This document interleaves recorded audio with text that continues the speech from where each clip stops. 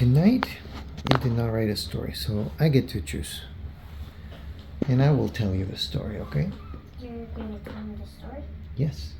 It's going to be the story about a boy named Alex. Alex came into this world with a secret mission. He was, in a sense, like a ninja, in the sense that it would be invisible. Because before Alex was born, he agreed to a mission that he would forget for 9 years of his life. 9 years. And one day, poof, he would remember what his mission was. And that's how, for the first 9 years of Alex's life, just like a ninja, he was invisible.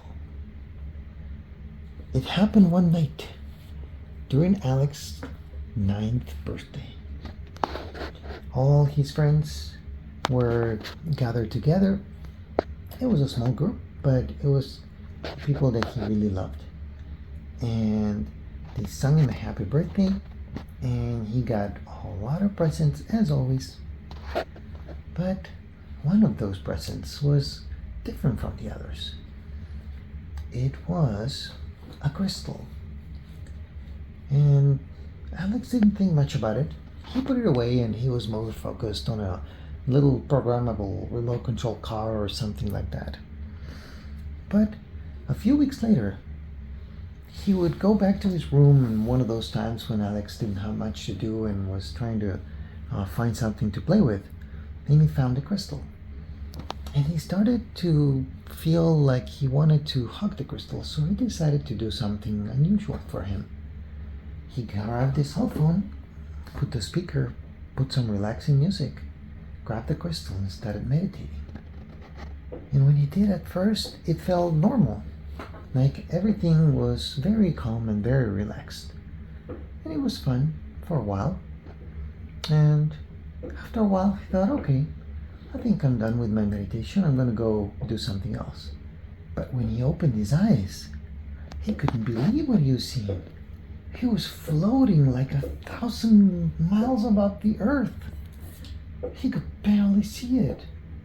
What's going on here?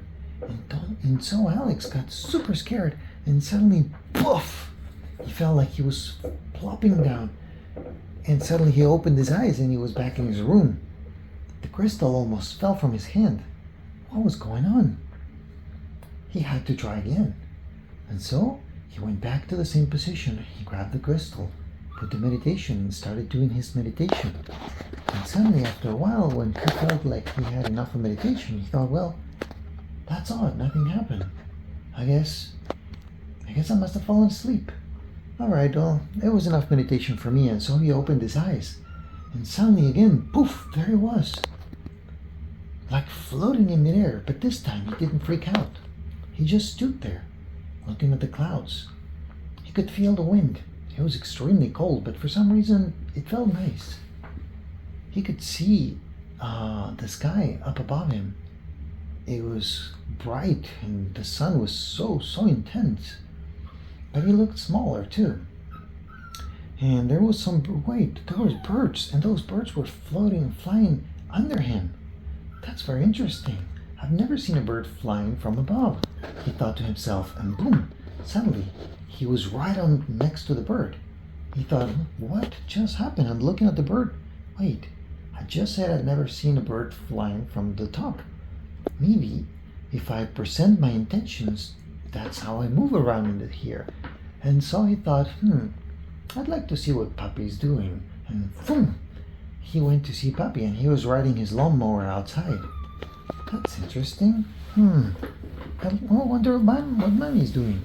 And boom, he went to Mommy, and Mommy was preparing some food.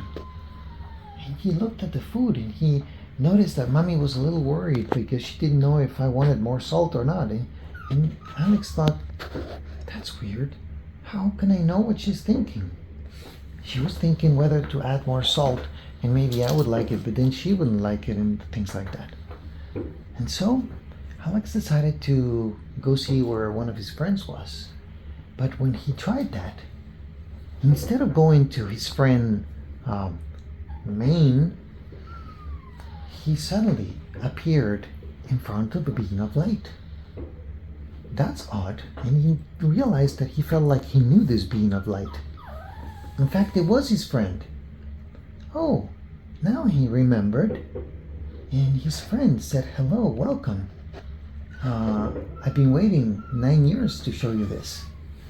And then his friend took Alex to a special chamber on the earth, and when he came inside of this cavern, he opened a huge door, and there was a big city. And his being of light friend took Alex inside of a big library and said, "Here, read these books." And so Alex sat down and started flipping the pages, and his friend started laughing and said, "No, silly, not like that. Feel it. Put it against your heart." And so Alex put the book against his heart, and he could understand everything that was inside of the book. And he said, "What is this?" "This is the space between time. You are in the now," his friend said. "Study these books. They will tell you everything you need to know." And so Alex started a journey of learning like no other before.